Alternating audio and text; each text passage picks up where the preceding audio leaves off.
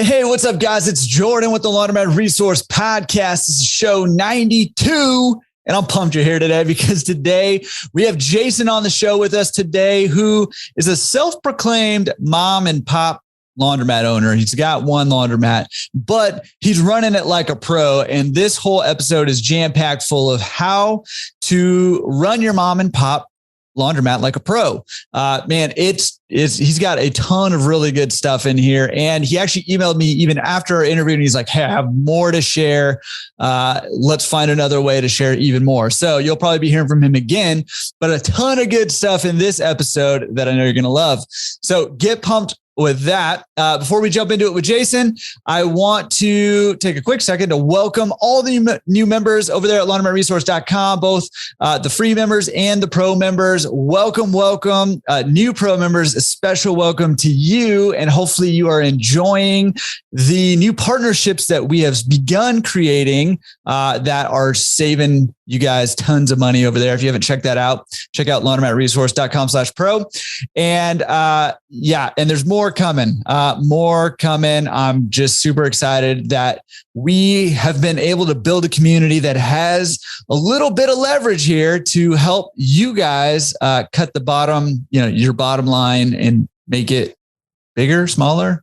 I don't know, save you guys some money and put more money in your pocket. That's the whole goal. Go check that out over there. And like I said, more coming. You'll be hearing about more partnerships as we go along. Okay, enough of that. Real quick, I want to do our fast lane. And this is a way for you guys to get a fast lane towards hitting your laundromat goals, whether that's buying your first laundromat, buying your next laundromat, scaling, improving your business, whatever it is. Just a tip on how Laundromat Resource, how you can best utilize it to help you achieve your next goal. Today's fast lane tip is if you're the free membership or the pro membership, but the free membership even, I've been having a lot of consulting calls lately where people are getting laundromats that they're interested in buying, but the sellers are just not providing information. They're not providing how much money's coming in. They're not providing how much money's going out. And, if you've done any of the webinars or you're just familiar in general with laundromat valuation, you know that the value of the laundromat is based on that net income amount. Now, if you can't get that number, what do? Right. So I just want to point out a couple of tools that are available, both for the pro and the free, but the free membership over there, laundromatresource.com/join. If you want to utilize these tools or any of the other ones, head over there. But two tools that you can use together. Number one is the store. I think it's called the store inventory, laundromat inventory. Man, I should have really looked that up. Store details. That's what it is. The store details worksheet. That's what it's called. You can go download that. And basically that's just a spreadsheet or whatever that you can, a worksheet that you can fill out, how many top loaders, how many 20 pounders, how many 30 pounds, what equipment is in this store, how much the VIN price is, how many of each type of equipment is. And you can utilize that information. So you can fill all that out, utilize that information in another tool that we have for both the free and the pro members, which is the store income estimator. Okay. So if you're having problems getting any monetary details, number one, you may just want to walk away. But if you think there may be opportunity there, fill out that store details worksheet and then go to the laundromat income estimator, and you can plug in the information from that store details worksheet into the estimator, and it's going to give you an estimation of about how much money is coming into that laundromat. Okay. Now that should help you narrow down your, potential net operating income where you can base a valuation off that. Now, just a little quick tip on that one is whatever that number spits out, I would not base my valuation on that because these are estimations and you are assuming some risk. So if they're not going to provide information for you and you're still interested in going forward, I would actually probably fairly significantly discount that valuation because of the lack of information. But I just want to point you towards those tools in case you need some help evaluating a laundromat that doesn't have information there. Or if you just want to get a ballpark of what a laundromat might be doing and you haven't talked to anybody about it yet, you can use that information to go estimate about how much money is probably coming into that laundromat. So cool little tool there for free for the free membership. Also available to the pro members. But go check that out if you're in that situation. All right. Let's jump into it with Jason here. And man, you're going to enjoy this. Make sure you're ready to take some notes. He's got a lot of really good kind of quick tips for you and gives a lot of just behind the scenes in his laundromat ownership experience. All right. Enjoy it with Jason. I'll see you on the back end. Jason, how are you doing? Thanks for coming on the show. I'm great. Thanks for having me on the show. Look forward to our conversation. Oh man, it is my pleasure. In fact, when you sent me a message saying you wanted to come on and you kind of talked to me a little bit about your angle on this industry, I got super excited because I think a lot of people are really going to resonate with you and your story, but and kind of the way that you run your laundromat. But before we kind of jump into all that, why don't you tell us a little bit about yourself? Who are you? Where are you coming from? And then I want to try to connect the dots to how you got into this industry. All right. Well, my name is Jason Foster, and I am currently in Northampton, Massachusetts, which is about 90 miles west of Boston, for those that don't know Western Massachusetts. We're in a very academic, collegiate town, and I'd say the major professions in the area are academia, medical, and probably entrepreneurial. I ended up with a degree in finance going back over 30 years, and when I graduated, it was in a pretty bad recession. And I ended up living in Asia to seek my fortune. And so I was in Asia for about 7 years. The long story short was after, and in particular, it was in China. And I started off in Beijing.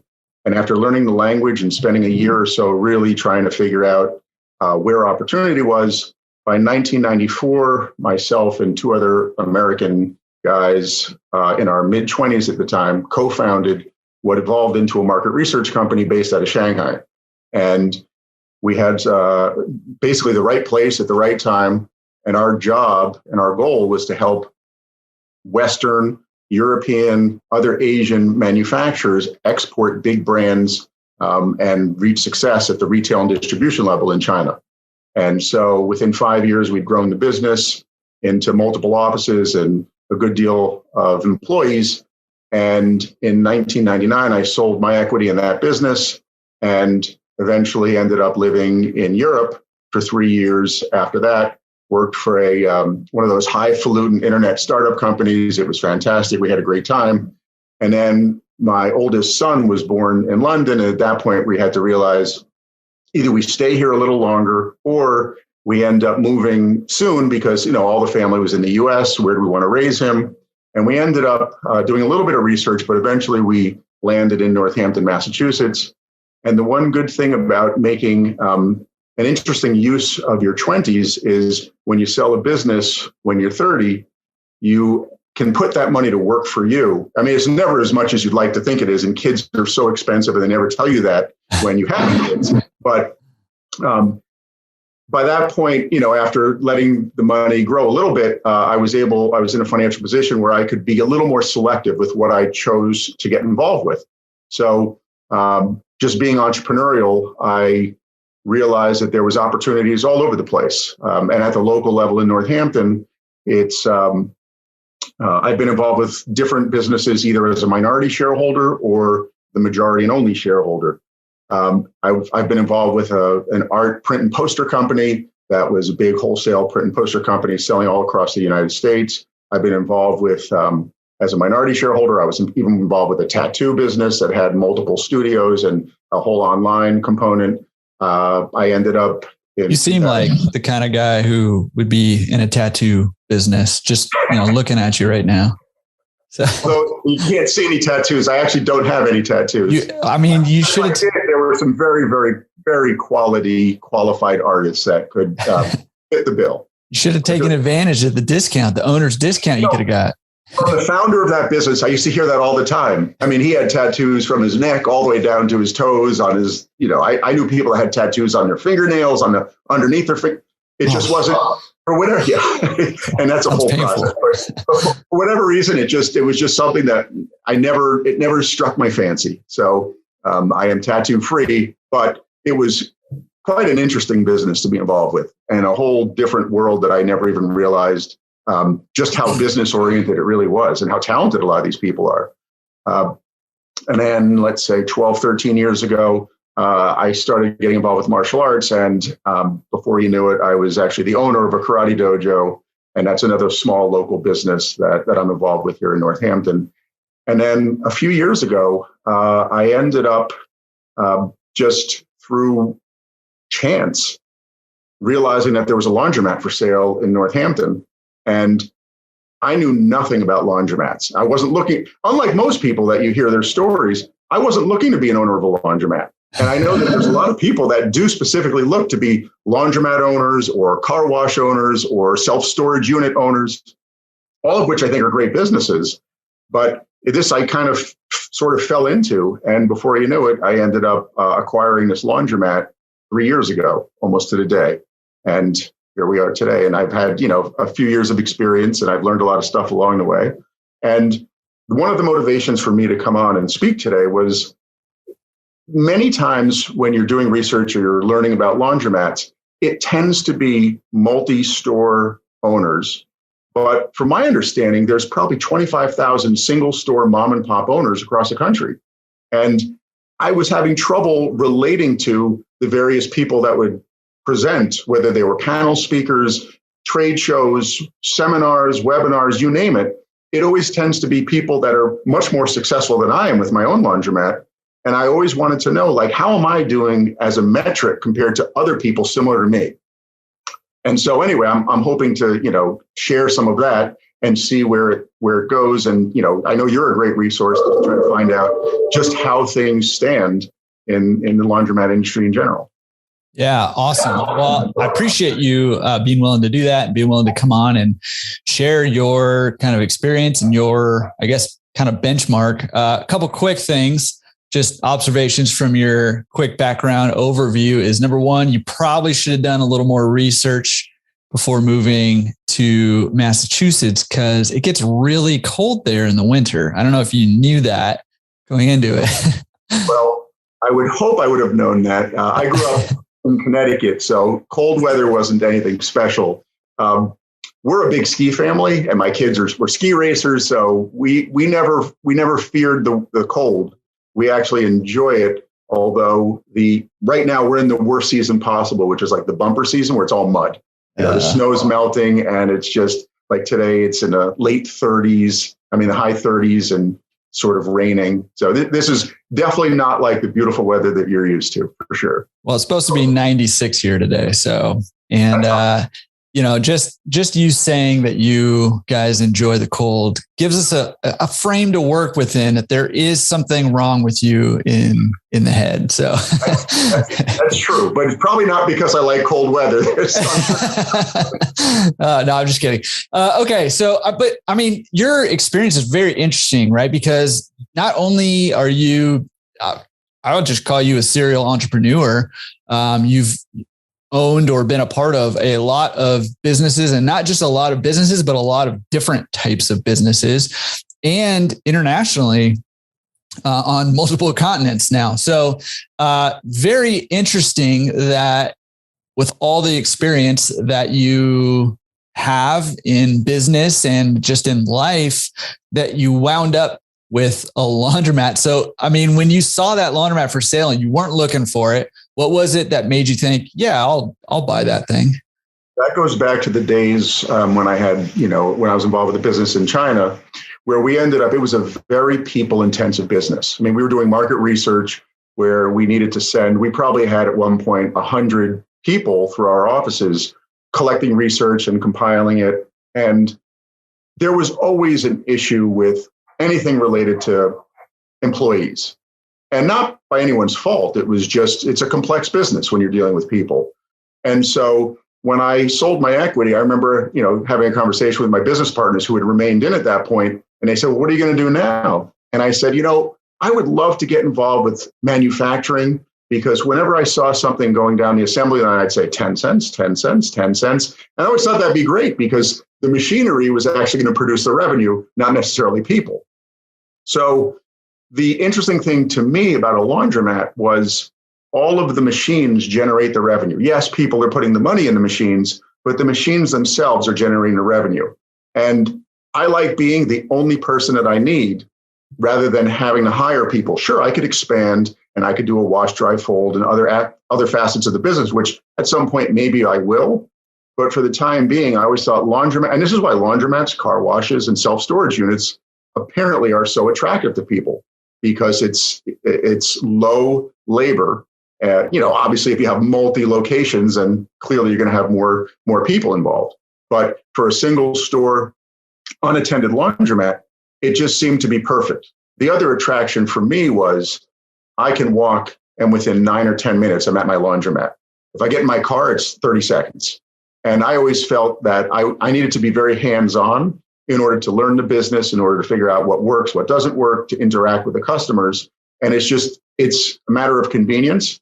And I like that it's a cash business. I like the fact that I believe that I could make a profit with the business. And I didn't think I'd have to put a ton of hours into it. I didn't think I'd be passive, but I didn't think it would occupy all hours of my time, which it doesn't. And it had flexibility that I appreciated. But yeah. I didn't see a for sale sign. It's even more ridiculous than that. I was on Craigslist because I know sometimes they have businesses which 10 years ago used to be more useful. Currently now it's like, people selling desk chairs and computers, which I don't find as useful. I wouldn't categorize them as business, but it used to be that businesses themselves, whether it's a pizza restaurant, a local bar, whatever it was. And I happened to see a Craigslist ad for a laundromat. So I was really, really curious, and I realized, wait, that's right in Northampton. And the sad thing is I didn't even realize the laundromat was there. I'd never used a laundromat since I was in college. So I didn't ever have a need for a laundromat. And when I saw it was for sale, I said, where is that? And I walked downtown and I walked in and I said, this is interesting. I was scared because I know nothing about laundromats, but I thought it was an opportunity. Yeah. Well, and that's one of the things that, it's interesting you say it that way, because one of the things that I've noticed serial entrepreneurs and, just people with this disposition is that once you kind of open your eyes to opportunities, like you've mentioned earlier, are everywhere, right? There's opportunities all over the place. And sometimes they just strike you kind of out of the blue, like a laundromat that you didn't even know was there, even though it was right down the street from where you live. So I love that. I love that you have your eyes open for opportunities and feel the fear, but do it anyways. And I think that's that step that a lot of people have a hard time getting over that hurdle. Well, it's interesting. So I saw the Craigslist ad and then I contacted, you hit reply to the Craigslist and I heard nothing. And I did this 3 or 4 times over a 2-week period. I heard nothing. And then I saw a phone number. So I called, left a message for the phone number. I started Googling to see who owns it. And it wasn't easy to find out who the owner was. And literally after 6 or 7 messages, I finally said, this is my last message. I'm not sure if you're still interested, but if it's still for sale, I'd be happy to have a conversation. And he finally called me back. And he said, I'm only calling you because you were the first one to leave a message and you were the most persistent. So I laughed. It's the story of my life. So it was that persistency. And then, we met and then we started talking about the numbers. I knew what his ask price was. But what I needed to know was, how am I going to make money? Am I going to make money? How do I know what these numbers mean? Because, and as it ends up, the person that I bought it from, it was he and his wife. They were really good people, really honest people. But you don't know that before you go into something like this. So in a cash business, how do you know that what they say is happening is actually happening? And, he was very honest with me. He said, look, my wife runs this business. I'm a commercial electrician. And I only bought this laundromat because the person I do a lot of work for bought the building. and he didn't want to operate a laundromat. And they'd been doing it for 12 years. And he said his wife never told him how much cash she was taking out of the laundromat. He said, all I know is she pays for all of our vacations, gas, food, and everything, all out of, the laundromat. And I said, well, what about your tax returns? He said, what do you think? Of course, it runs at break even. And I laughed. And I said, of course. So, and then I started thinking about it. And I said, there's probably one solid way to measure the numbers in purchasing a laundromat. And I'm guessing most people that look to buy a laundromat probably figure this out, but it's your water and sewer bill. It's the one thing that it'll tell you how much water has been used. And once you know how much water's been used, then you can back the numbers out by, figuring out what the price is that they're charging. And in this particular instance, it was 95% accurate. So I had a little bit of comfort level going into this purchase, but the deal almost fell through. It's always nerve-wracking to me when someone's trying to sell a business. Because from my perspective, if the business is generating money and things are good, why would you want to sell? Obviously, I've gone through this process on the seller side, especially in China. And after living as an adult in a foreign country for my entire adult life, I was ready to get out of that business. And there were other factors. But, for someone that seems like this laundromat was making money, and in their case, their oldest child had, their youngest child had just gone to college, and they were a little burnt out. And he said, we're looking to go on to other things. We're expecting our first grandchild at some point. So and you could tell that the place was somewhat neglected. And, I could tell by the cobwebs on all over the place and the dust that was about this thick on all the machines. And so I felt like maybe, they are telling the truth, and they were. And he always felt that the laundromat was making some money, not a lot. And that one of the issues that they also faced was about 5 years after they bought the laundromat, and they owned it for 12 years, Smith College, which is a local college that is in Northampton, they installed in their dorms laundry facilities. So they watched their revenue go from way up here to here, literally overnight, because, the convenience of having laundry in the dorms. So I think that took a little bit of the wind out of the sails for them. And then, a few years later, they just kind of chugged along. They had reinvested in all new machines and everything. And they just kind of burned out. So I saw this as an opportunity, but more than anything, I love a great deal. And I really felt that for whatever reason, this laundromat, for what they were asking, was a great deal. And I found myself saying something I never thought I would say in my whole life. When we did our final negotiation on price, I said, Frank, I know you're probably not going to believe this, but I think your price is so reasonable, I'm not even going to negotiate. And when I said those words, I almost wanted to check myself into a hospital because I thought, all right, something's got to be wrong with me. But that's how reasonable it was. And I felt, how can I go wrong? I mean, obviously you could have, other issues that relate to water and everything else. But in terms of the financial side of it, I really didn't see it as a big risk because it was just such a reasonable price that I really wasn't that concerned. I was more concerned with, what have I gotten myself into? I don't know anything about machines. I don't know anything about mechanics. I don't know how to fix anything. I've never thought of myself as a handy person. So it was, a little bit of that stuff. And people don't realize entrepreneurs aren't just in it for the money. For me, it's also a control thing. I wanted to be in full control of everything that I did. And all of a sudden, when you have a laundromat, you're tethered to that laundromat. You can't just pick up and go, somewhere for 2 or 3 days on, whether it's vacation or business, whatever it is. You still have to deal with that laundromat. And if there's water leaking into the street or through to the basement, you've got to deal with that. So there was all these different things that I was very nervous about because I'd never done anything like this. But I also knew that somehow I'd figure out how to overcome any of these, major issues. Yeah. And I mean, real quick, you mentioned, the water and sewer usage being able, to help you. So just in case anybody is curious about that or wants some help doing that, we do have a spreadsheet that you can download. I think for both the free and the pro membership, you can log in, go to the member resources or the pro resources hub and download a water analysis spreadsheet that will help you work through that and help you translate that water usage into a pretty close income. So just in case anybody wants that resource. Do you find that when you do that calculation that it's fairly, like I found it was 95% accurate. Do you find it the same? Yeah. I mean, so a lot of times when I do consulting with clients and stuff, and we're analyzing deals and stuff, I'll have them run through that and bring those numbers and compare them to what, what the sellers are reporting. Sometimes they're not close, but usually almost every time it's because the seller was reporting wrong numbers. So, so I find it to be pretty accurate. By the way, what's that? A nice way of putting it. Yeah.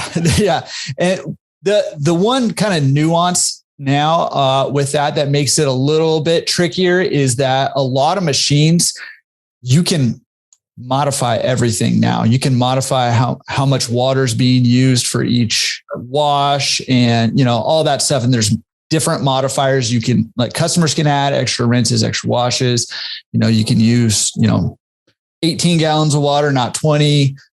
So you can really customize it. So if they've done a lot of that, it makes it a little trickier to figure that out. In our particular case, it was a little challenging. So we had to sort of take averages because they had multiple top loaders that their understanding was they're using 40 to 45 gallons of water per cycle. The Energy Star efficient machines, the other Speed Queens that they had, they were using 13 and a half gallons per cycle. So we had to figure out how many people are using these versus these. Mm-hmm. So you're right. It's all those little nuances. And now, the newer machines, they definitely use different amounts of water depending on, like, exactly what you said and what they program.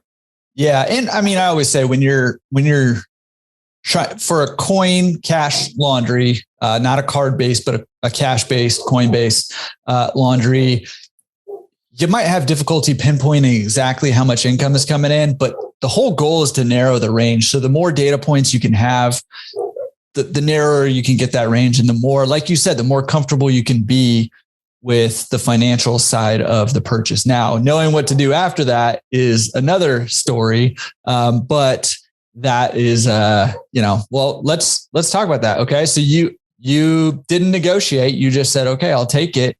What was it like when you took over? There was one final piece of the negotiation that didn't relate to the actual seller, which I think other people probably may find. I now had to deal with the landlord. Right. So one of the motivations for why, and this was probably this was the main motivation, was he was on a 10-year lease, and the 10 years were renewable every 5 years. So they had already renewed the 5-year, and now they'd been doing this for more than 10 years. And they had, I think, actually, this would have been their third time. It was almost 15 years.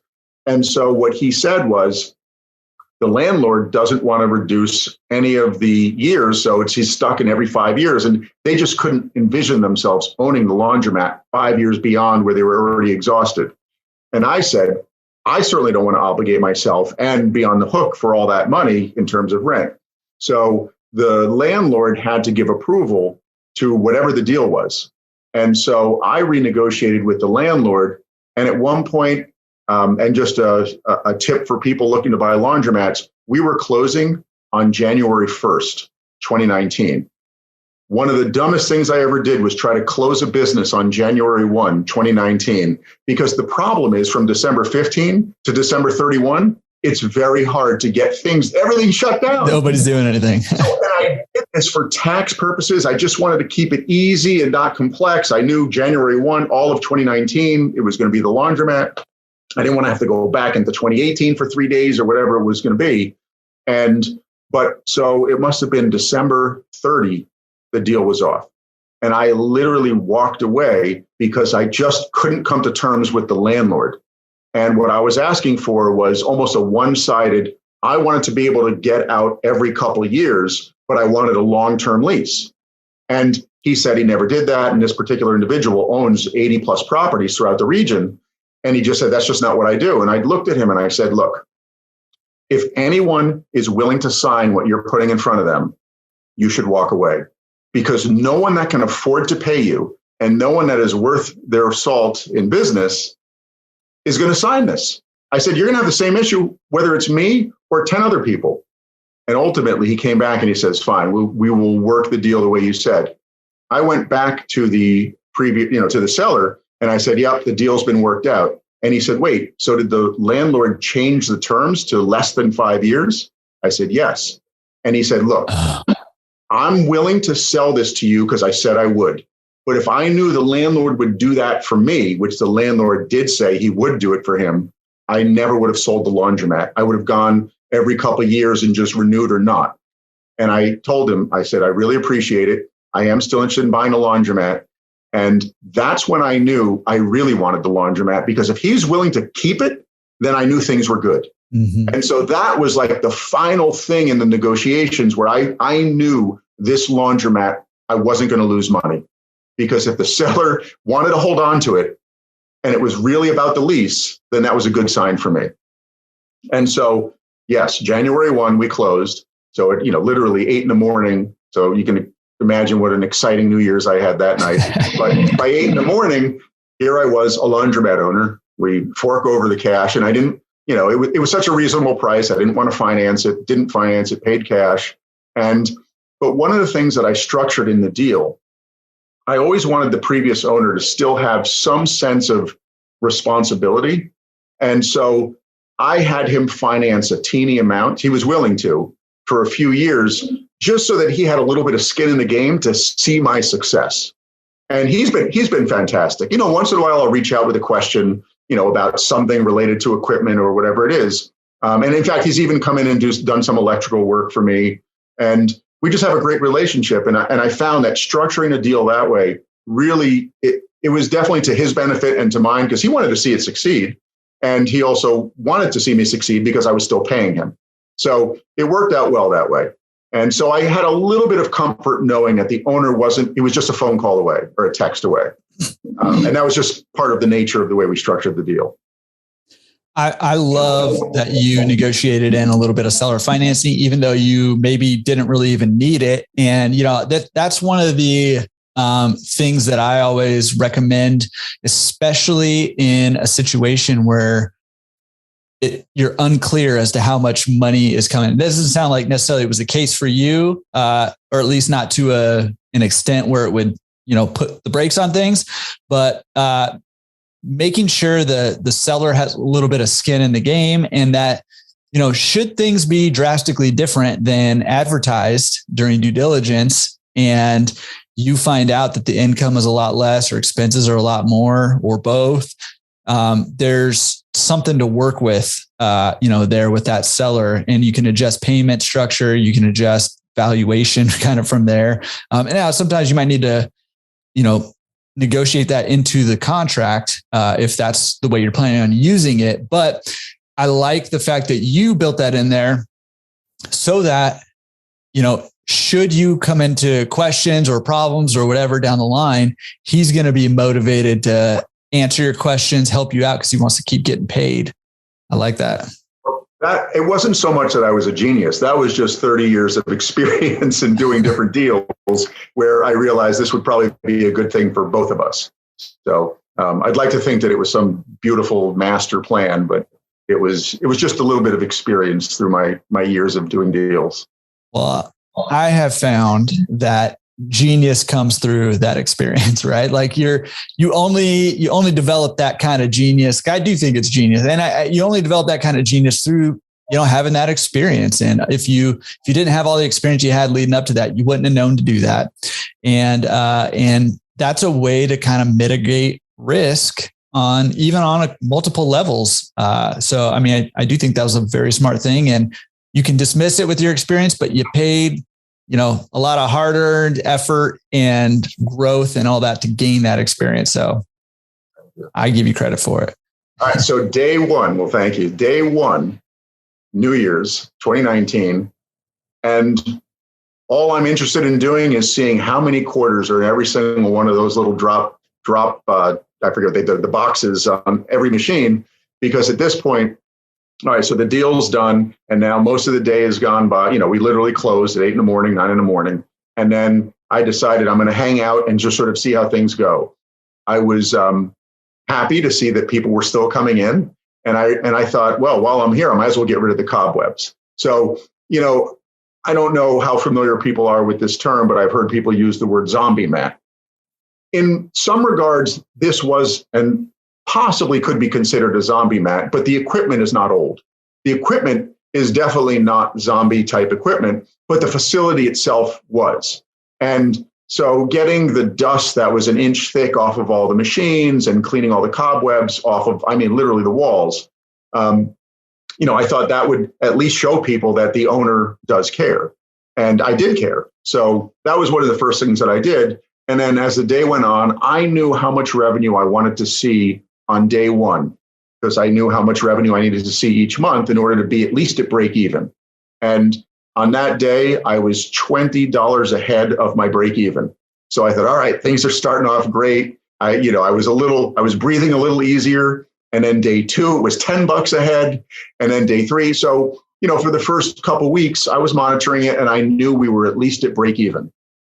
But then I had this thought 2 or 3 weeks in, great. So I just bought a business that's a break even. Now I'm spending all this time and I'm not making any money. So I started panicking again, like, wait a minute, I got to do something because I'm not doing this for fun. I'm not doing this to break even. I know some people say their heart is always in the laundromat and they've always wanted. That's not me. I go into business to make money. And yeah, the laundromat, it has grown on me, but I wanted to make money. And then so, I was thrilled I wasn't going to lose money, which at least I didn't have that to worry about. But I needed to figure out how to make money. So I just started interacting with the customers. And I remember probably was the second or third day I was there and somebody lost money in one of the machines. And I don't remember how much it was. I happened to see it happen. Whether it was 50 cents or 75 cents, I reached in my pocket, I gave them $1. They were happy, like, wow, all of a sudden they're getting reimbursed. This is an unattended laundromat. And they weren't used to that because the previous owners lived 30 or 40 minutes away. So it wasn't so easy for them to just quickly get in the car and reimburse somebody. And, people would leave stuff in the suggestion box, and I think it would still collect. There were probably 7 or 8 suggestions when I took over. So I know that they hadn't frequented that suggestion box. But over time, I realized that there's definitely a way to increase the revenue. And I remember the very first thing I did in terms of like bringing it into the next level of technology was the day before I was closing on a laundromat, I bought the domain name, actually the name of the laundromat. And I thought, boy, that's lucky that some competitor didn't buy this name. And then I started registering a few other names related to it, like Northampton Laundry, which is the official name of the LLC that owns the company. And I thought, well, I'm not just going to buy Northampton Laundry. I'm going to buy Laundromat Northampton. So you begin to realize, how come nobody's done this? And that's when I realized that there's definitely a group of mom and pops. And I'm lucky I'm in an area where it's all mom and pops. And one of them owns 2 locations, but none of the locations are big in my general 10-mile radius. They're all, I think the biggest is maybe 2,000 square feet. My laundromat's only 1,000 square feet, so it's considered quite small in terms of relationship to other laundromats. And I just thought, this is a fantastic opportunity. I didn't even realize. So now I register the website, and now I just program it myself. Just again from just some experience, what I would refer to as a Mickey Mouse website. But why did I do that instead of having a Facebook page? It's because now Google's going to pick it up organically over time. And of course they do. So it has the simple information of the hours, how much the machines cost, where you can park. That's the other. I'm right in the city center. So I have an issue that some laundromats don't have. I have to deal with parking. And one of the attractions to this particular laundromat was there's a big parking lot, a municipal parking lot across the street. So I knew that parking wouldn't be an issue, but obviously on a busy day, it can be. So, but people just wanted to know, like, where can I park? What's around? So I would tell them, oh, there's this place you can have a coffee or a sandwich, and there's this place. So it was enough information on a website that doesn't have to be pretty. It just has to be functional. Because what I've learned is, compared to other businesses I've been involved with, the standards, it is amazing to me how low the standards are for customers that go into laundromats. And it's unfortunate. It doesn't need to be like that, but it is. I mean, just reimbursing somebody 25 cents, they think you're a god by doing that. And it's kind of pathetic. And so there were all these little things that I noticed that were just huge opportunities. So eventually I ended up interacting more with the customers. And when someone was like, wow, that's great service. I'm really, really happy that there's a new owner. I can tell that you care. I would say to them, if you're happy with what you experienced here, we would love a good Google review. And when I first bought the laundromat, there were a total of 9 Google reviews over that 10 to 15 year period. 9. Their average star rating was 2.1. And I thought, I would never go to a laundromat with 2.1 stars, especially if there were other options in the area, which there are. And the other ones aren't so great either, but they're better than 2.1 stars. Mm-hmm. So I thought, wow, one of the easiest ways to drive revenue is to attract more people to come here. And I will tell you from my experience in this laundromat, Google is everything. So we went from 9 Google reviews and 2.1 stars. Today we have 82 Google reviews and our average star rating is 4.7. That is the difference in the nearly double revenue growth that we've experienced in 3 years. And the only way to get those reviews is to provide the good service. You can't fake your way through it. I mean, yes, probably there are people that can probably pay to have Google reviews done. I mean, I get that spam email all the time. I don't know if you do either. Oh, I do. But and a lot of my customers will tell me, when I read the reviews, I can tell they're real. Because they're specifically mentioned certain things that happen in a laundromat that they're pleased with, and even bad situations that have happened that we turned into a good thing. Like those are the best reviews you could ever get because you've just taken what could have been a bad scenario and turned it into a good scenario and someone that's going to be a loyal customer. So that was one of the things that I learned, very early on, is that Google is everything in terms of certainly in my laundromat in my area. And when people come in, our town relies, this is my back of the envelope, but I believe that during the year, not the summer months, 70% of my business is local, 30% is tourism. In the summer, it goes to probably 50-50. So if you're a tourist coming into a new town, how are you going to find a laundromat? You go into Google. And the other thing that I would say is you've got to have a Google business listing. Because interesting enough, I don't think more than 10 people go to my website. They don't have to. When you type in laundromat Northampton, we come up and it has our hours, it has everything. And so it's not hard to put yourself in front of potential customers, but you just have to put yourself in front of potential customers. And that's how we began to grow our revenue. That and providing customer service so that people wanted to keep coming back. And then, investing in the laundromat in ways that I'm sure we'll get into later on. Yeah, huge. I mean, I was just letting you roll on that because you're right. You're right. It's pretty low hanging fruit for a lot of laundromats. And I was kind of chuckling to myself when you were saying, I don't understand why no competitors bought that domain name. Well, the reality is they probably haven't bought their own either. Yeah. And they're lucky I haven't bought theirs either. Yeah. You should buy it and then go sell it to them. No, but I mean, you're absolutely right. And, I think that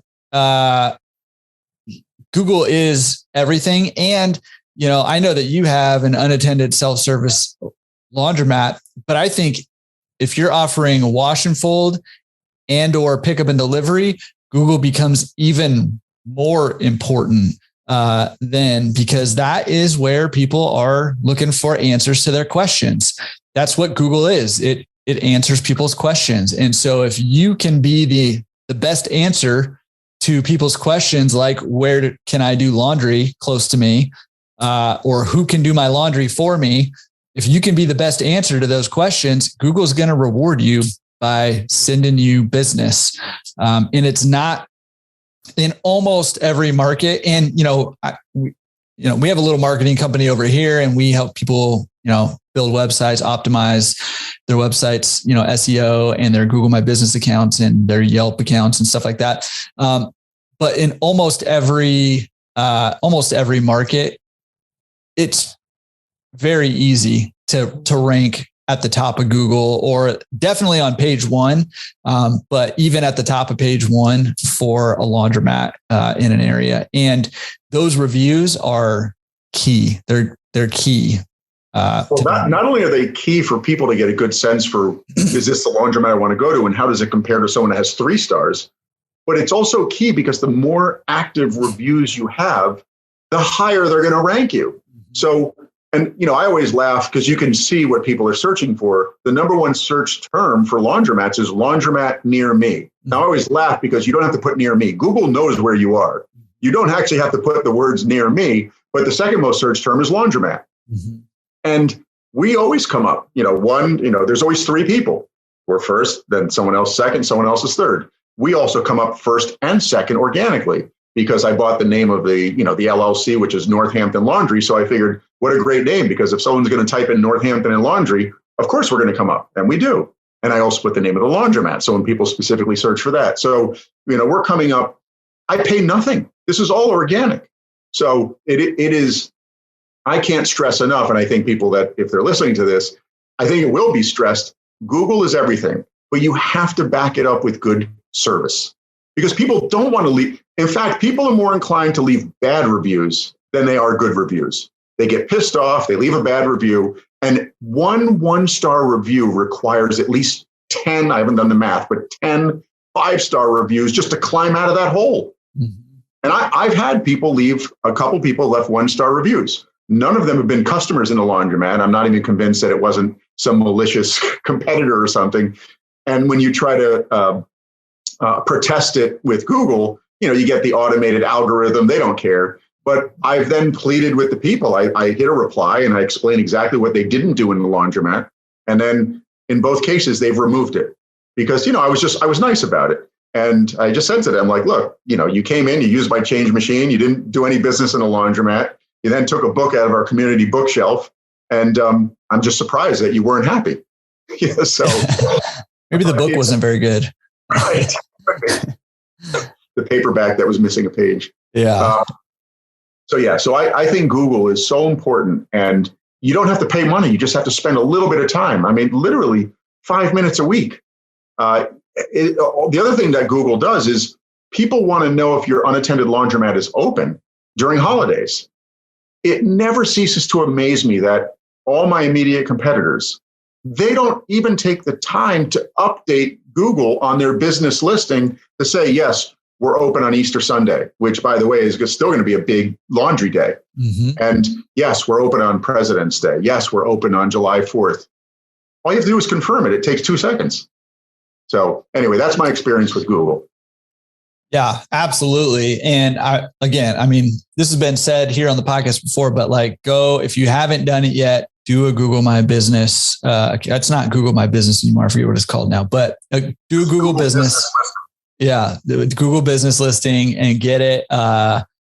Just fill in all the information. That's what you just need, a complete profile. I mean, it's better if you're also, post some pictures once or twice a week, or do an update. Definitely the hours, all that stuff.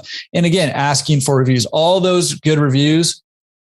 What they're doing for Google is they are casting a vote for your laundromat and giving you authority and giving you status in the community by saying, yes, that's 5-star experience. Yes, 4-star experience. And Google's looking at these and saying, okay, this seems like the place to go. I'm going to recommend people go here when they're looking for a place to go do their laundry. So it's just validating your business. Yeah. But as you said, the foundation, I don't want to ask for reviews for my laundromat if I know people aren't having a good experience there, right? Because it's like leverage, right? Leverage is really good. Loans can be really good to help you grow your business. But if you're over leveraged, it can be real bad and hurt you in the long run, right? I would say if you're asking somebody for a review and they don't give you a good one, you don't deserve to own a laundromat. You should know if they're going to be happy or not. I will only ask for a review if I know they're happy. If they've had a good experience, I said, and I always start off with, if you're inclined, we always appreciate a good review. And then, of any one person that promises that they're going to do a review, 1 out of 10 actually follows through. Right. If So you're lucky. Yes, right. So you really have to be, I mean, for me to go from 9 to 82 in 3 years, like I've looked at other laundromats and I've looked at laundromats that have been in business for 20 years. And it's amazing to me. I don't think I've seen anyone that's got, more than 100, 125 reviews. So it's just something that I focus on because I know I'm trying to provide the best customer service I can. And I know that, you could think about how do I want to market?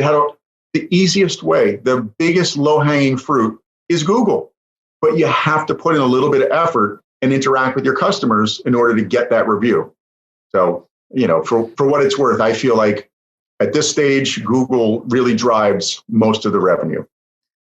I'd like to take a quick second just to talk to anybody listening to this or watching this right now. On whatever platform you're listening or watching, do me a favor and go leave me a review for the podcast. Let us know how we're doing, if you're getting some value out of this, because Google's looking at that stuff for the podcast too. So, but seriously, trying to get good information. Jason's sharing a ton of great stuff out there. So if you do leave me a review on wherever you're, consuming this, I would appreciate it. But let's go back to, after that announcement, let's go back to the service side. Okay. So you're taking over we'll call it a semi zombie mat.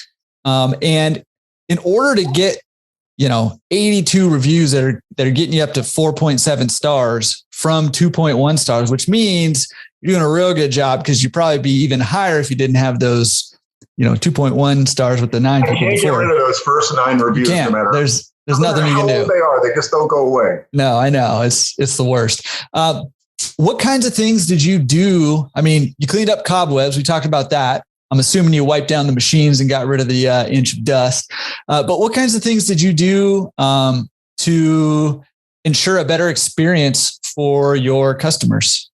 All right. So there's a few things, and they're not all related to actual machines. So number one, there were 4, I don't have a lot of machines. We have 15, 16 washers and 12, 6 pocket dryers. And of the 15, 16 machines, about 30% of them were out of order. And these were not big things. All right, 2 of them needed trunnions and bearings, which, they could be anywhere from $600 to $1,000 to fix. But the other ones needed a new water valve, a new door hinge. I mean, we're talking $20 parts and 10 minutes to fix. I know that now. Back then, I didn't know that.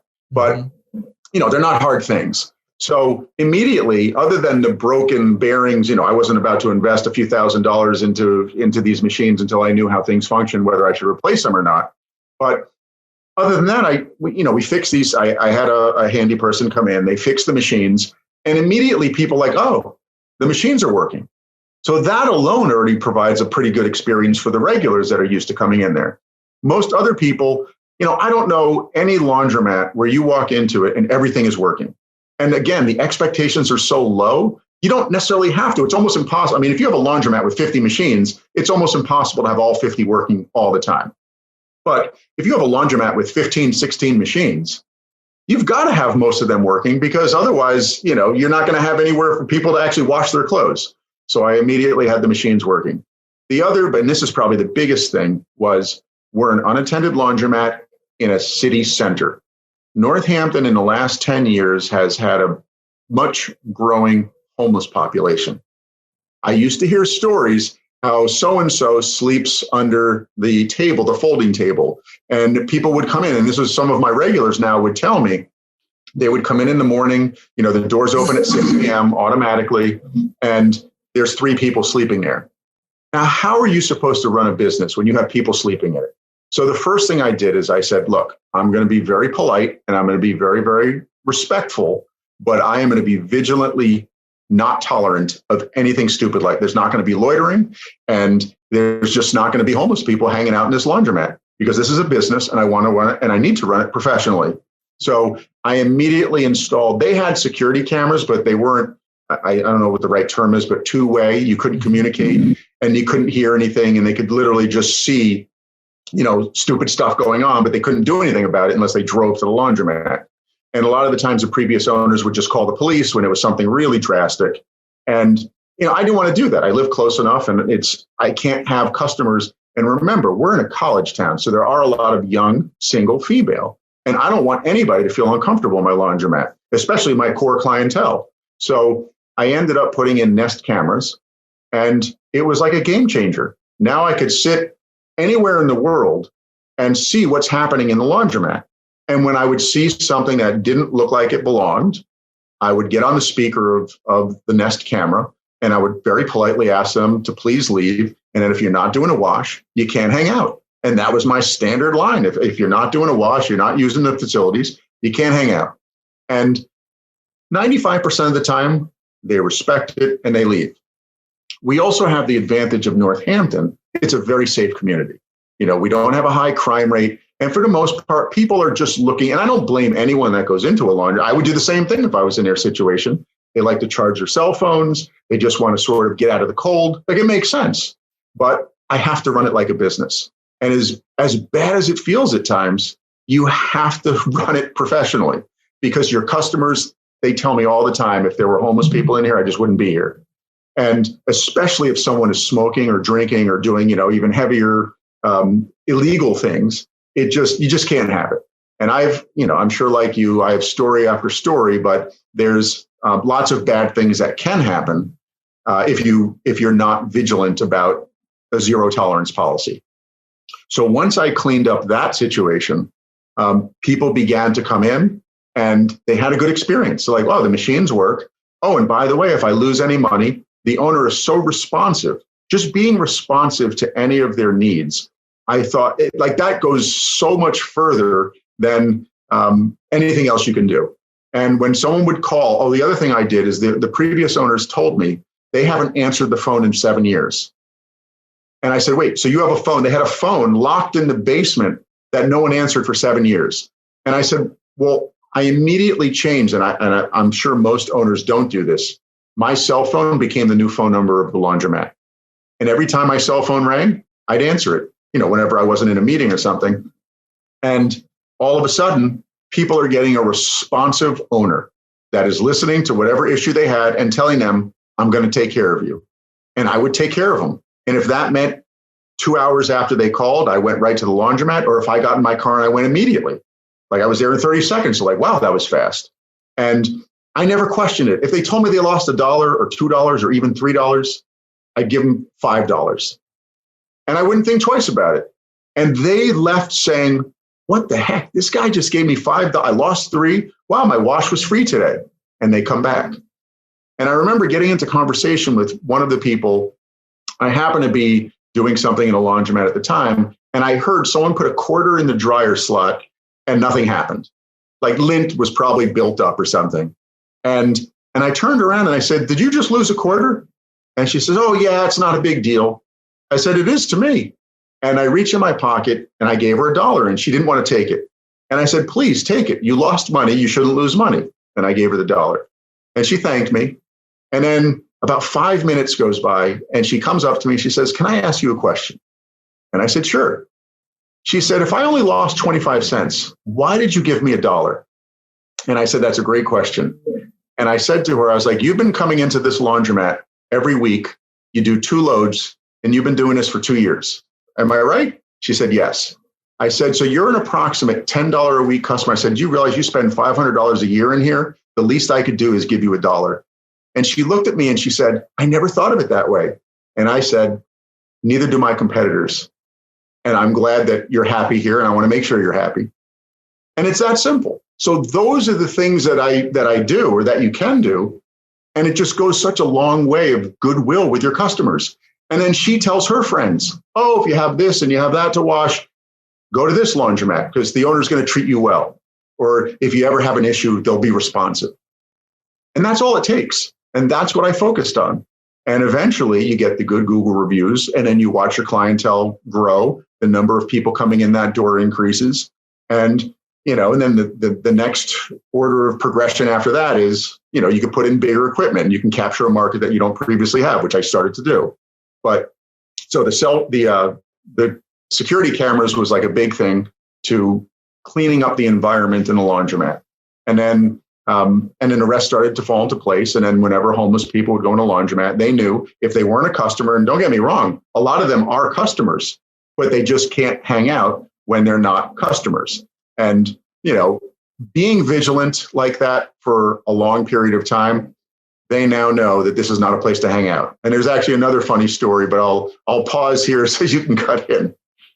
Yeah. Well, I mean, I think all that stuff sounds so simple, right? But it's so important. It's what so many people either can't figure out how to do. Like I know when I first bought my first laundromat, I did not expect the kinds of issues with like the homelessness, the drugs, the alcohol, all that stuff that was happening in the laundromat that I bought. I had no idea. I was like very naive to all that stuff. Well, so was I. Yeah. And it took me a little while to figure out like, my default too is like, hey, I want to be respectful, and my go-to line was very similar. Like, hey, if you're not doing laundry, you can't hang out. Like, I don't have a problem if you're doing laundry, you can't be drinking and doing drugs and stuff in here, obviously, but I don't have a problem with you being in here if you're doing laundry, but if you're not doing laundry, like this is not a place to hang out. Right. And, so unlike in your situation, I did not have 95% of people respecting that. I had a lot of pushback on that because it had been going on forever and people had just kind of moved in. And so I finally got to the point where I realized like, no, I have to kind of like fight for my customers. Like that, it's not me versus them or anything like that. It's me providing an atmosphere for my customers. And like you said, you're in a college town, you have a lot of, young single women. Well, the reality of it is that most laundromat customers are women. Right. And so, and even the husbands of these women, like they don't want to send their wives to a place where there's drugs going on and just kind of shady stuff happening. Right. So I had to reframe it in my mind from, I'm just trying to kick them out and even feeling bad. Like some people have their sad stories and they genuinely are sad. I genuinely do feel bad for them, but I had to realize there are services for these people and places for them to go. And this is not one of them. And so having to kind of draw that line and reframe it in my own mind, which was not easy for me to do. So kudos to you for doing that. And the funny thing is I've become friends with a lot of the homeless people in the community because they are customers. And as long as they're behaving and they're, I give them a certain amount of time before their wash and a certain amount of time after their wash, and they can't, go outside of those boundaries because, just because you did a wash doesn't mean you get to hang out for 8 hours like in Starbucks. That's just not the way that I'm going to run this business. But, you will get a certain amount of time and they respect it. But I had it somewhat easier, and this relates to sort of a funny story. So I own, as I mentioned, I also own a karate dojo, and I actually teach kids a couple of days a week, karate. And so I was driving to the karate dojo in my full karate uniform, and my wife got on the, called me and said, "Hey, you got to go to the laundromat. There's 2 people smoking in there." And I was like, I can't, I'm about to go teach. And anyway, everything's only within a mile or two, unlike California. So I turn the car around, I pull up, I go right into the laundromat, and I walk in my full uniform. And these 2 guys are still smoking, and they're halfway done with whatever they're smoking. And I look, and there's 5 or 6 other people in the laundromat. I look at them, I said, "What are you guys doing?" They looked at me and said, "Whoa, we don't want any trouble." And I said, "I don't either, but you can't, so they leave. And I said to them, like, I want you to look at me. I said, "Do you see that brick building over there?" And they said, "Yeah." I said, "That's the police station. If you guys come in here again, the police will be in here to get you." And I said, "And let everybody know, this is not a place to hang out." And this was the second month after I owned the laundromat. So I've heard, there was a few months later, I had somebody hanging out and they didn't want to leave. And I walked in and I said, "I'm the owner and you got to leave." And he says, "Wait, are you the sensei?" And I laughed and I said, "Yeah, as a matter of fact, I am. But how do you know that?" He said, "Word on the street and word in the shelters are, don't hang out in the laundromat. The owner's a black belt." And I laughed and I said, "Yeah, let everybody continue to know that." I've heard that at least 4 or 5 times in the last few years. So it does help that for whatever reason, there's a little bit of intimidation factor with, all right, the guy's a black belt, so you really don't want to hang out in his laundromat. But other than that, it's always respectful, because the last thing I want to do is get into any kind of encounter with someone that may not be under medication or they could be intoxicated, whatever the issue is. But I think if you approach it respectfully, For the most part, they'll, at least in my laundromat, they do respond well to it. Yeah, good. So, I mean, the big takeaway here is if you're having these issues, just invest in a black belt on eBay or something and and a gi, and you're good to go. Just walk around your laundromat in that thing. Word will get out. If only it was that easy. Yeah. Of course, you don't want to be put to the test. It's like fake Google reviews. Yeah. Okay. So yeah, you got to be ready to back it up. Good point. Okay. So, I mean, I love this. I mean, it sounds like, you're saying these basic things like get your machines running, make the environment safe, friendly, welcoming, be responsive, which I feel like in so many industries, including our own, that's half the battle. Like all you got to do is answer the phone and respond appropriately, and people will appreciate it and respect that, and give you loyalty for that. So I love that. Did you end up having to replace any machines?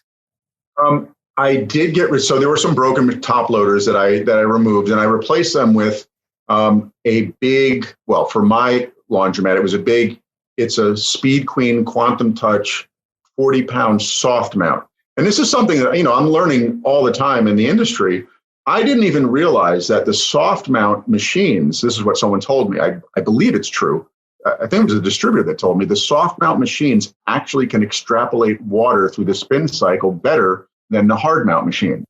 We have a basement below, the laundromat. So everything that's in there, it has to be soft mount. So I did replace some old top loaders because number one, the top loaders were priced when I first took over at $2. And I thought $2 for 45 gallons of water? I don't like that equation. So I always wanted to replace the top loaders anyway. And my other machines were $3.75. So I thought, just by replacing these top loaders, not only am I going to get $1.75 more per wash for anyone that was using it, but I'm also saving on the utilities front, in particular the water and the sewage. So it was important for me to get rid of those top loaders, but also I needed to increase my capabilities. The one market that I couldn't serve was the comforter market, because all of my machines were 20-pound Speed Queens. And, as much as I hated turning people away and saying to my competitors, I had to, because watching people shove king-size comforters into a 20-pound machine, it's just, I'm sure every laundromat owner can relate to this. I hate when there's water all over the place. Mm-hmm. And one thing that can trigger it is an overstuffed, oversoaped, whatever machine, and the water finds its way to just get out of there somehow and not through the correct pipes. So, I wanted to also figure out if there's a way to capture revenue that I'm not currently able to serve with the larger, like the comforter market. And I live in, like I said, in the Smith College neighborhood. There's a lot of families. Everybody has their own washer machine and dryer, but everybody takes their comforter cover off, washes the comforter cover, and then puts it back on the comforter. Nobody's washing comforters in their own machines. So I thought, we have a neighborhood listserv with probably 500 families on it, where if I let people know that this laundromat now has these capabilities, perhaps I will see more revenue from a market that I currently can't serve because I didn't have a big machine. Once I bought the big machine, I did start to notice people were coming in with their comforters. And I did, do a little bit of a marketing blast to let people know, which people responded well to. And now what I'm finding is my regular customers that would normally do 2 loads, they're putting it into the big machine because it's just easier. And it's actually costing them a little more money, but they're happy to do it. And some people that were doing triple loads, and this is the other thing I don't fully understand in the industry. Some people say it's a double load. Some people say a triple, but it's not always apples to apples. Like what you call a double load may be a triple load, or it could just be a single load. So people are under the impression that my big machine is a triple load. So ultimately they think, wow, if I'm putting all my clothes in here, it's cheaper than doing 3 loads here because it's $9 in the big machine. And for a 40-pound soft mount, it could be the most expensive 40-pound soft mount in the United States, depending on how you define the load sizes. Yeah, that's interesting. I mean, it is like, it's about how it's kind of framed in the customer's mind and how they understand it. And that kind of all goes into being a part of how you're going to present yourself, how you're going to market yourself, to your customers. I love that. Okay. I mean, overall, like what's your impression of being a laundromat owner over the last 3 or so years? What are your feelings about it? I feel like once you build, first of all, I like it. And, obviously it's a business that's making money. And of course I'm happy because my revenue's increased and my expenses, the variables have gone up as utilities and everything else has gone up. But for the most part, it's running at the levels that I'd hoped. In fact, I would love to expand. I've actually tried to buy a couple other laundromats that aren't for sale, but they're close and they're local. But ultimately, I think it's a great business to get into, but you have to be prepared to either have somebody that's very reliable to fix machines or learn how to fix the simple stuff yourself, because 80% of the issues are simple and they're not expensive parts and they're not big projects to replace. So I've learned, and by the way, remember, I bought the laundromat and then COVID hit a year later. So that was a whole nother element that I wasn't expecting, or I don't think anybody was. But I couldn't get people in to fix machines. So I had to learn how to do it. And YouTube is the best resource in the world for learning how to fix machines, because I don't think there's anything I've ever typed into YouTube that there wasn't somebody that videoed showing you how to fix whatever it is you need to fix. So I highly recommend that as a potential resource for people looking at, fixing stuff or learning about laundromats. But I think it's a great industry, but it does seem like we're going through a transition now where these older, just relying on, doing nothing in an unattended laundromat, I think they're beginning to turn over to newer owners that are looking to invest a little more and to upgrade the facilities, whether that's through technology like I have, or through machines, or going bigger, because all the spreadsheets tell you the bigger you go and the more you charge, the more money you make. Which I think you have to have some confidence in that before you just jump right in and invest hundreds of thousands of dollars in new equipment. But yeah, I've got a very favorable impression of the laundromat. If I was losing money, it would probably be not so favorable. But I'm not losing money. Right. Yeah. The money is the great decider for us on if something's a good idea or not. Right. Well, it's interesting. Oh, go ahead. Yeah. I was going to say, but also from a time perspective, it's evolved into I could be as passive as I want because I've built the trust with my customer base. Mm-hmm. So, I go in there, I try to get in there every day, whether it's 30 minutes or 60 minutes. I'll clean up a little bit. I'll interact with customers. I'll make sure that, the doors aren't falling off of the machines. And I do think it's good for the owner to have a presence in the business. It makes a big statement to the customers, and it just lets the community know that you care. And I think ultimately that leads to better revenue for your business. Yeah, absolutely. And quickly on the machine repair side, because there's kind of a hot debate, I think, industry-wide on the machine repair topic, on whether you should do repairs yourself or not. And, I'm not necessarily going to pick a side on that. I see the merits of both. In fact, I was just coming home from walking my kids to school this morning and met a new neighbor, and we're talking about laundromats. And he was like, "Oh man, those repair costs, man, if it could be a good business if it wasn't for that." And I hear that all the time. Right. And, one way that owners mitigate that is through doing the repairs themselves. So, I think there's merit kind of both ways, and on the flip side, the argument tends to be, spend your time doing more valuable things than repairs and pay a repair guy. Right. So it can go one or the other. One little comment that I want to interject into that debate is kind of what you mentioned. There's a lot of repairs that are simple repairs that even if they take 5, 10, 15, 20 minutes to do, yes, maybe I could, do a consulting call and make more money than it would cost me to do a repair or something like that.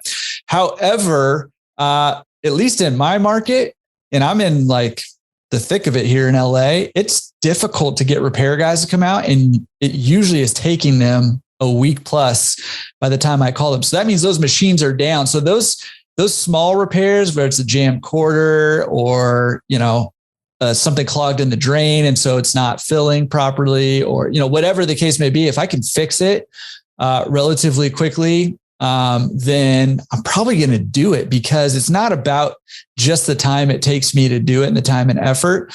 But it's also about all that time that machine's down. And like you mentioned, machines are down. They're not making you money. And that's one of the big perks, like you said in the beginning, of owning Laundromat. So, I mean, and think about it in these terms. Sunday is going to be the busiest day probably of almost every laundromat across the country. Let's say that you have customers coming in on a Sunday, and these are customers that have been coming in for a few years. If they see that your machines are down and now they have to wait, they're annoyed. And they can forgive that if there's no broken machines. Like, they don't mind waiting as much, but when they see a broken machine or two, and there's, it represents 10 to 15 to 20% of your machines, they're going to be less forgiving.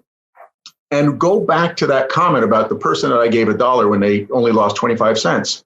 You do not want to lose a $500 a year customer for something as stupid as that. Now, obviously, if they only see it for a week, it's not going to be too off-putting to them. But if they come back and, there's another couple machines out, and it builds. And so, I completely agree.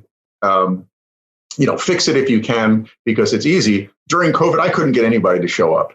And not to mention, even when people would show up pre-COVID, it took 3 times. They would cancel the first 2 times, and then the third time, and now a month has gone by. Mm-hmm. And I was just better off. I was a little intimidated to touch the machines and do anything because water's involved, and I was afraid somehow I'd mess it up even further. But it's really not that hard. And that's one of the reasons I like the Speed Queen machines that I have, because I know how to fix them. And the more computerized the machines are, the tougher it is for me to fix. And I fear the day when my beautiful, brand new, expensive $10,000 machine has an issue, because I have no idea how to fix it. And it's going to be a pretty complex problem probably to solve. Yeah, awesome point. And, the value of customer, not just the yearly value, but the lifetime value of that customer, right, and using it for, because you can't get a repair guy out there for a month, that's a tough loss for, So anyways, good point. You mentioned tech in your business. What kind of tech are you working with over there? All right. Well, other than setting up the website and the Google reviews, I wouldn't say this is tech savvy, but from what I hear in the industry, it's somewhat above the norm. So besides the security cameras, which of course are 2-way and I can speak, which eliminates, it's just so great to be able to communicate people, even if it's to say, hey, please call this cell phone number. And then they call it and you can have a regular conversation.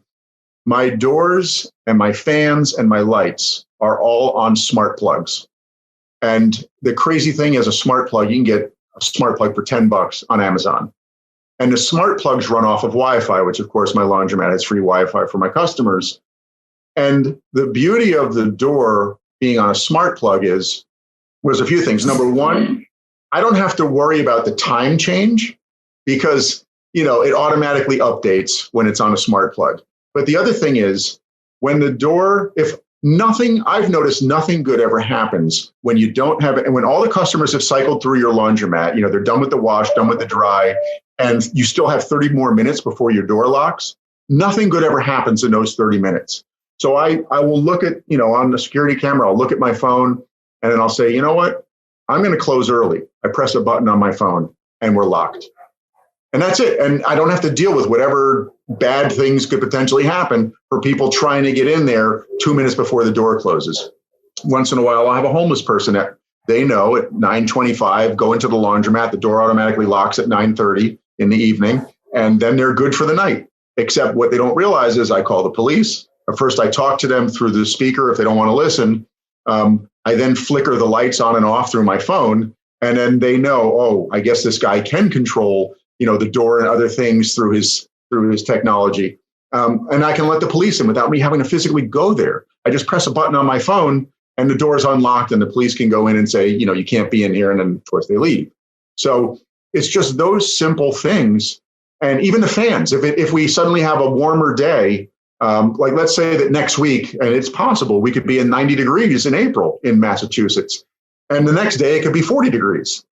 If I want to put the fans on without physically going to the laundromat, I just press a button on my phone. Everything else is scheduled, but sometimes you want to modify.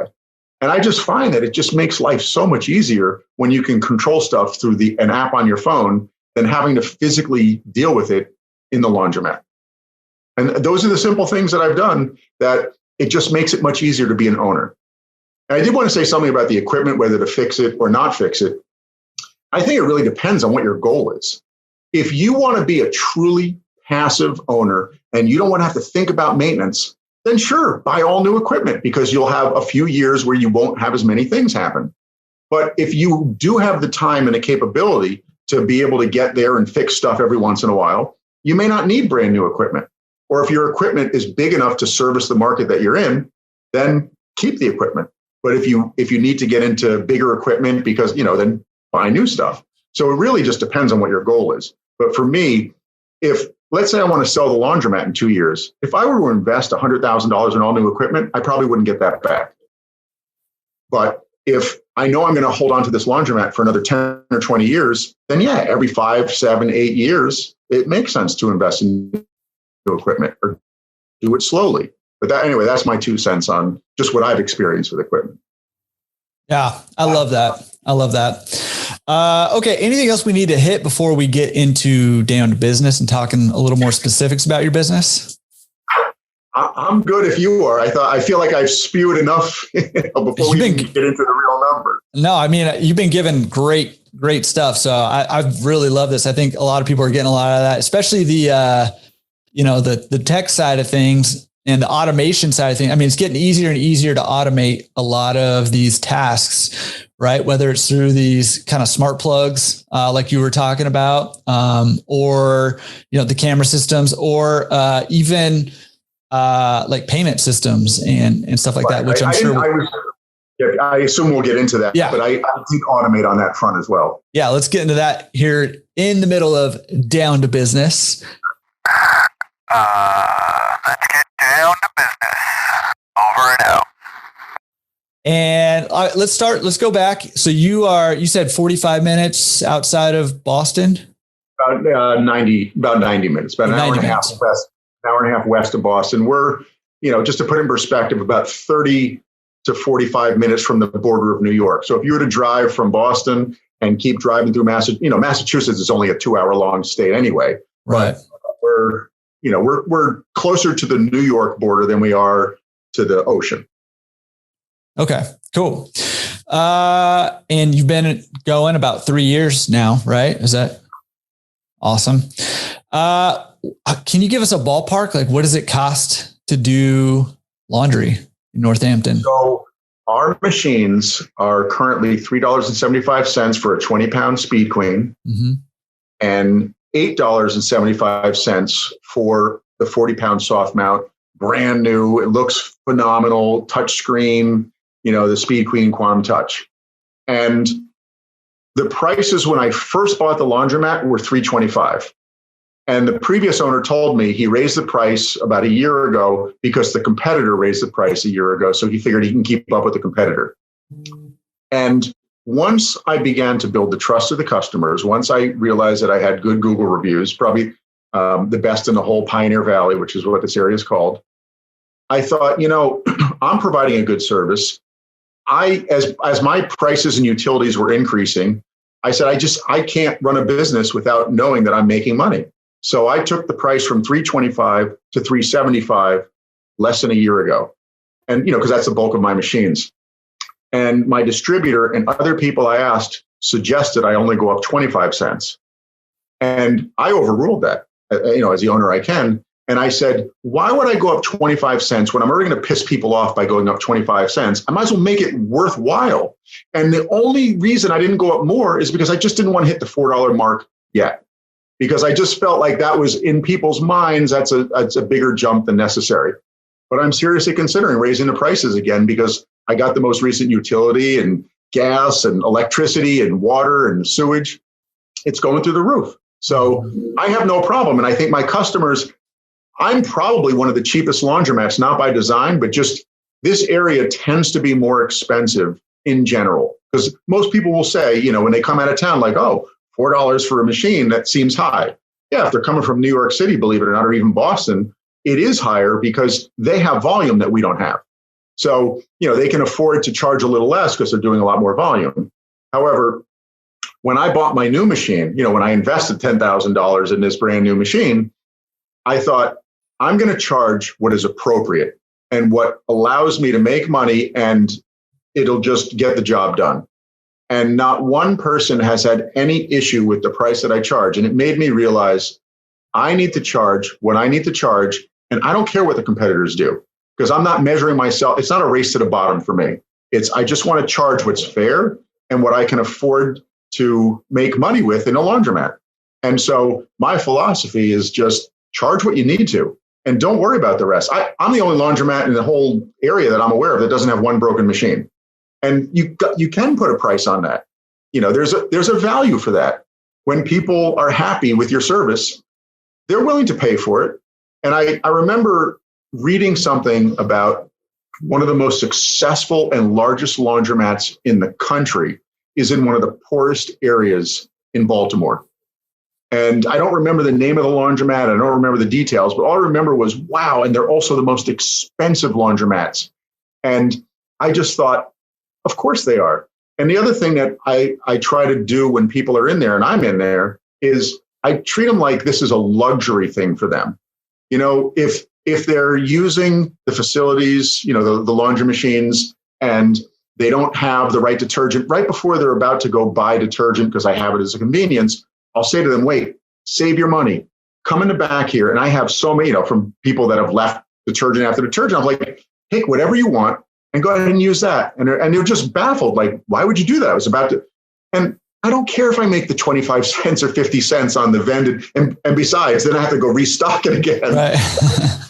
Just choose it. I got to get rid of all these big things of detergent anyway that are just taking up space in my storage.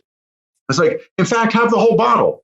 And they almost feel like, as much as they hate doing laundry, it's a little bit like the big, beautiful machine that I have now. They think of it as like this luxury item for them. And that's the way I want them to feel. And it's like, now we take a terrible chore that most people don't like to do. And they're like, you know what? I can live a little larger. I'll even joke with people like, live a little, use the big machine. And they say, you know what? Yeah, I'm worth it. And they do. So, it all relates to pricing, because as long as they feel like they're getting the value and that they're being taken care of, you can charge what's necessary. So that's my pricing: $3.75 and 25 cents for 5 minutes on the dryers. And sorry, go ahead. No, go ahead. So I was going to say, the other thing that I did, and this isn't technology, but this is just a little more in the marketing front. I noticed, before I bought the laundromat, I was researching, what percent of dryer revenue versus wash revenue. And what I learned was the standard is your dryer revenue should be around 40 or 45%, sometimes 50%. I forget the exact range. Let's say 45 to 55% of what your wash revenue is. So the first month that I owned the laundromat, I was counting every quarter. Every machine I took quarters out of, I wanted to make sure I knew exactly how many turns there were and how much money. And what I noticed was my dryer revenue was low. It was about 30 to 35% at best of my wash revenue. And I thought, oh, there's a problem there. But then I realized there's an opportunity. So I created some signs, and I put a sign on every one of those lint drawers that's on every machine. And I basically said, look, the suggested amount of time is 30 to 40 minutes, $1.50 to $2, and you won't have to think about your clothes. They'll be dry. You won't have to come back and check them. And what I noticed was within a month, my dryer revenue went from 30 to 35%. Now it's closer to 45 to 50%. And all I did was encourage people to spend more money on the dryers. And what I later learned was part of the reason why my dryer revenue may be lower compared to the national average is because I have soft mount machines which extrapolate more water out of the wash. So, and I didn't learn that until a few weeks ago. So the funny thing is I was actually able to drive up my dryer revenue and ultimately increase my overall revenue just by putting up signage and suggesting how long people put their clothes in the dryer for. And people didn't care if they spent $1 or $1.50. It really didn't matter to them, is what I learned. That's awesome. I love that suggested dry time little hack there. Cause I see where that would be effective. I see people, I try to have these conversations with people. It's hard to have one off every time, but they'll put in a quarter and let it go all the way down, check it. It's not dry, close it, put in another quarter, let it go all the way down. I say, hey, actually, if you just, put in a few quarters at a time, it'll actually get dry a lot faster because you're not letting all the hot air out. You're not having this cool down time every quarter that you put in, all that stuff. So I love that. So do you have a sense of like what kind of turns per day you guys are doing? So I've always kept a pretty meticulous Excel spreadsheet, and our turns, I'd say on average, are about 4 turns a day, which I'd love to, obviously everybody would love to have more turns, but I believe that that's slightly above whatever the averages are, but there's definitely room to improve there. And that's my goal, is to get those turns per day up, because that's where your revenue really kicks in. Yeah. And by the way, on my most expensive big machine, it's much higher. It's probably 6 or 7 or 8 turns per day on that machine, which is almost unheard of because it's an expensive machine. I don't know too many machines that are less than 100, 120 pounds that are charging, almost $9-10. So, and people love it. And, it's working. Yeah, that's awesome. And I mean, 4 turns a day is nothing to scoff at all. But like you said, I mean, the margins go up the higher you go, right? Once you cover your fixed costs, then your return on each use gets higher and higher as you go, because your fixed costs are already covered. So everything, the variables, are fairly minimal compared to, the increase in the revenue or the use of that machine. Absolutely. Yeah. So keep looking for those ways to improve those turns per day, not just you, but anybody out there who owns a laundromat, because once you cover those fixed costs, your returns go way up. All right. So you're unattended, right? Do you hire somebody to come in and clean?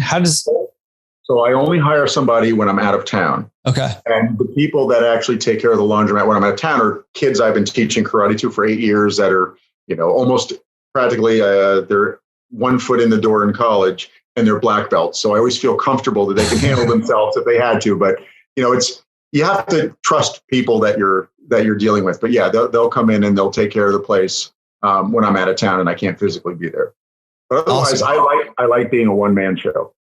So not only are you the black belt sensei that people don't want to mess with, but you also have an army behind you of black belts. So man, I wouldn't want to mess with those students. Yeah, that's pretty strong there. Okay. So are you coin, card, hybrid? How do you run in your store that way? Hybrid, but only recently hybrid. So I've always wanted to have credit card capabilities for a long time. But the only solution I was told was, you have to mount the hardware onto each machine, and the hardware is going to cost a few $100, and I just thought there's got to be a better way. So I started researching a little bit, and the long story short is I came across a company that I thought fit the bill called PayRange, and I recently installed PayRange in every machine. When I say installed, what you do is you basically buy a harness, but per machine the cost is $30 or $40 total, all in. And that you take the hardware that they give you, you basically, you watch a 2-minute YouTube video, you plug it in to your control board on each machine, and you set up an account on the back end as an owner of the laundromat. And basically within an hour, you're fully capable with credit card and coin.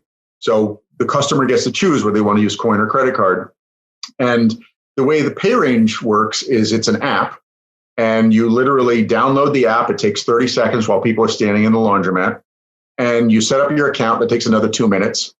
And the machine communicates with the person's phone by Bluetooth. So you don't even have to have an internet connection. And the customers, they load $5, $10, $15, $20 into their account on PayRange.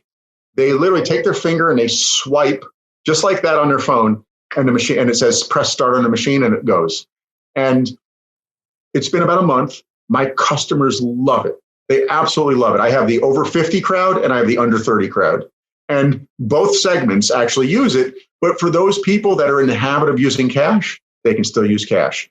But of course, on the back end, I can see at any given moment in time how many times each machine was used, how much they used. And because the only negative of having the credit card capabilities, you then have let's just say approximate 3% transaction fee. So you don't really pay much, if anything, for the equipment, but you're paying 3% to a third party, which you're going to do with any credit card, more or less. But what I did was I saw this as an opportunity. I actually make more money every time someone uses the app, because I don't charge 3% more. I charge an extra 25 or 50 cents. And my customers, and I'll tell them, I was curious to see how it would go, because they see it's $3.75 on the machine. 4.25 when they use the app. And they say, oh, it's cheaper than an ATM fee for them to get cash. And they say, oh, for the convenience, that's not a big deal. And they just swipe. So I make more money now. And, and at the same time, my customers love it. And it's just a great, simple solution that, I've seen other podcasts and webinars and seminars and everything where people like, I'm not really sure I'm ready to make that, that investment. There's no investment anymore. An app is so easy that people, if you're even considering it, to anyone listening, look at any of these app solutions because there's not really any upfront fees. So you don't have to make this decision. Do I go to credit card or do I only have coin? You can do a blend. Let your customers decide. And I was, the distributors are always telling you, oh, you should go with the card reader. And why would I want to spend $3,000 or $4,000 or $5,000 to have a separate thing that's now going to potentially break? People then put a card in, and then they're like, yes, perhaps it's a loyalty program for your laundromat, but so is PayRange. Because now I can run promotions through the app and say, so when someone comes into the laundromat now, they can say, oh, $2 off today. And they just literally select that as their payment, and they're good to go. So it's amazing that the technology in the last few years has made it. You don't have to be an either or. You can actually offer it without breaking the bank, and it's not a big investment. So that's my plug for PayRange. And no, they don't pay me. And and obviously there's little quirks here and there, but overall I've been happy with it. And more importantly, my customers, they love it. In fact, they love it so much that now I have to install it in my dryers because it is kind of annoying to not need cash, and then you need cash for the dryers. Right. So I'm in the process of transitioning the dryers. It's going to take another month or two, but anyway, it's in the works. Awesome. Well, I'm going to hold this podcast episode hostage until PayRange agrees to pay both of us. I agree. For you to release it. So, no, that's awesome. I love that. Okay. Last question for Down to Business. About how many hours a week are you spending on your business these days? It varies between 5 and 10. That's like the physical hours. And then, just looking at reports and numbers and stuff, probably another couple hours. So it's as much as I want to spend, or it's as little as I want to spend. Mm-hmm. And I just find that for me, the sweet spot's about 10 hours with the caveat that if a machine breaks or I have to fix something, it'll be a little more. And it's just my choice to fix the machine because I know it'll actually get fixed. Right. All right, let's move on to secret sauce. Listen up, it's the secret sauce.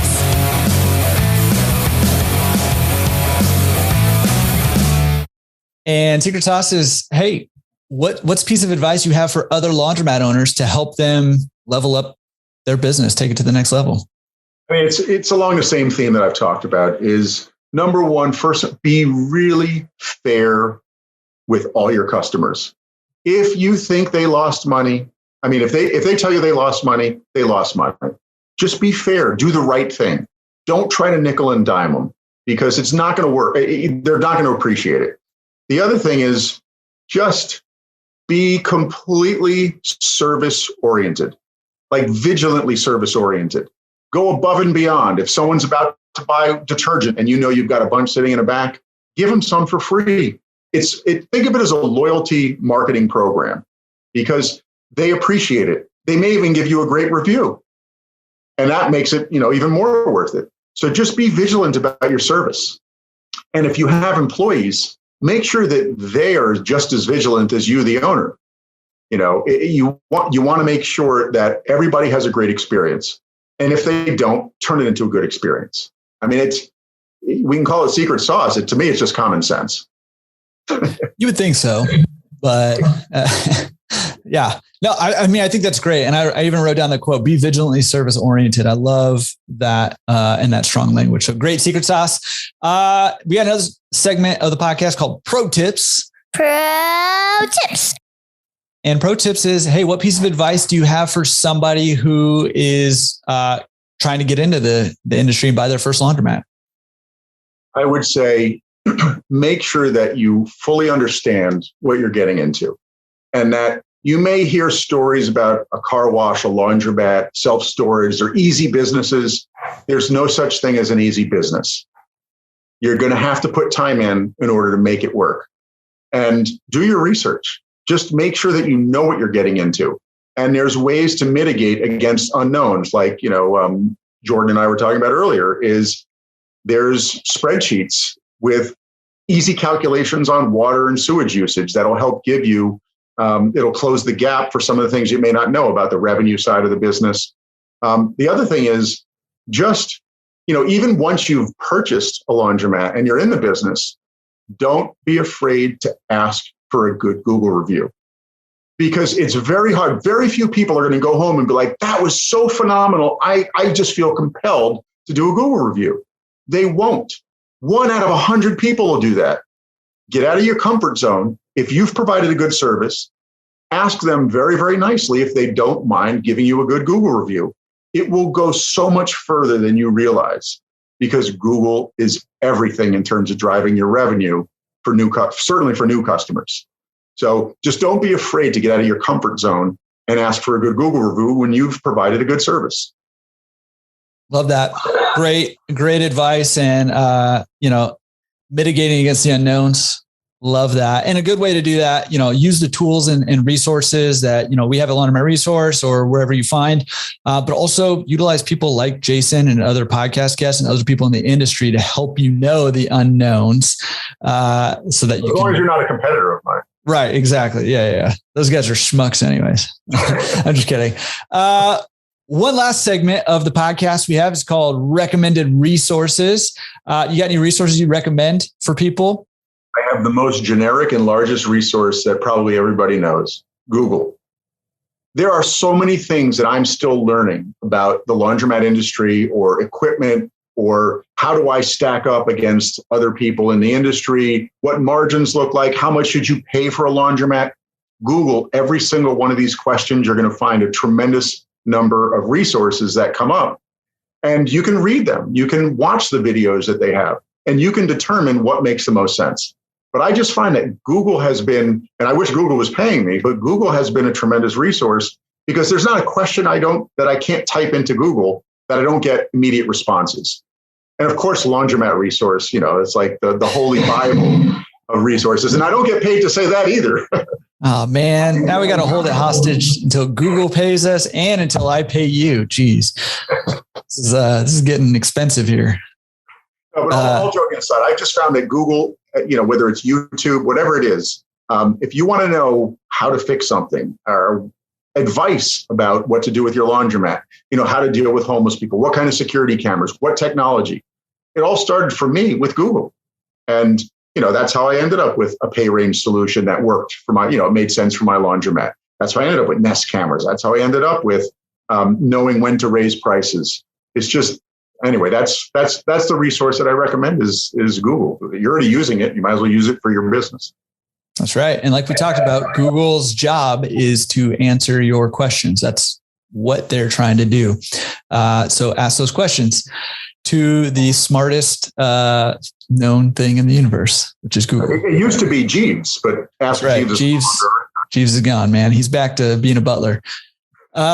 Jason, this has truly been incredible. A lot of just really good practical advice for, and I know one of the goals for you was to help out the single store owner, the quote unquote mom and pop, and to help, what I love about what you're doing is you're kind of a mom and pop owner, but you're running it as a professional business. Right. And I think that's the goal. There's nothing wrong with being a mom and pop owner, owning 1 or 2 or 3 laundromats.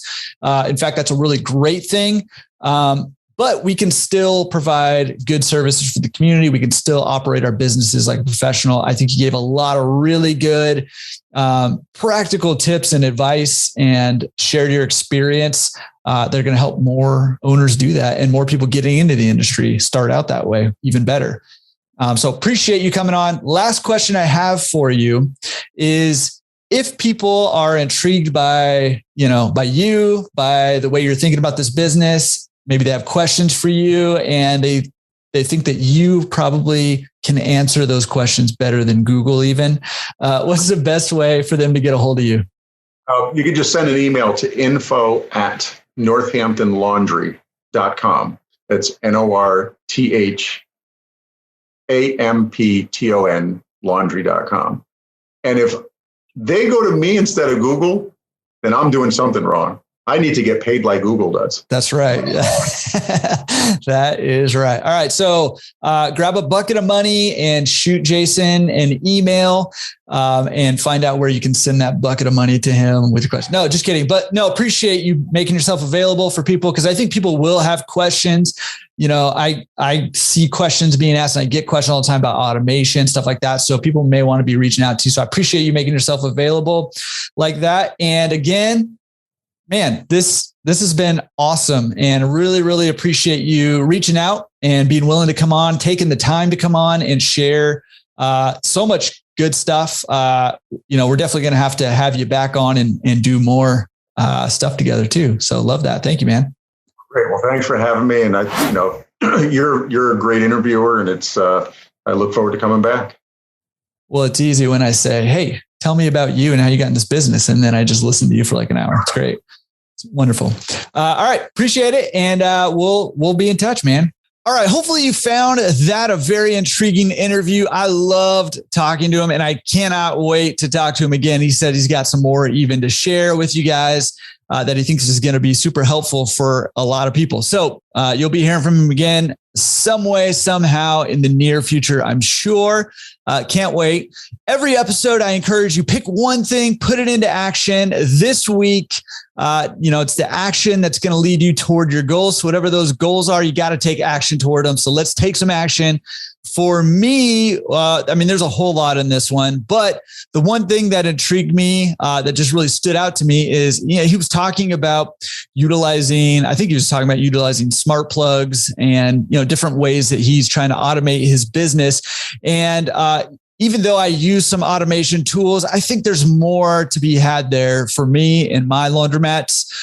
So my to-do this week is to go check out some different automation tools, different automation resources that can help me automate my business, which would help me manage my business better, serve my customers better, take care of my employees more, all those things. So whatever it is for you, what is the one big takeaway for you from this episode?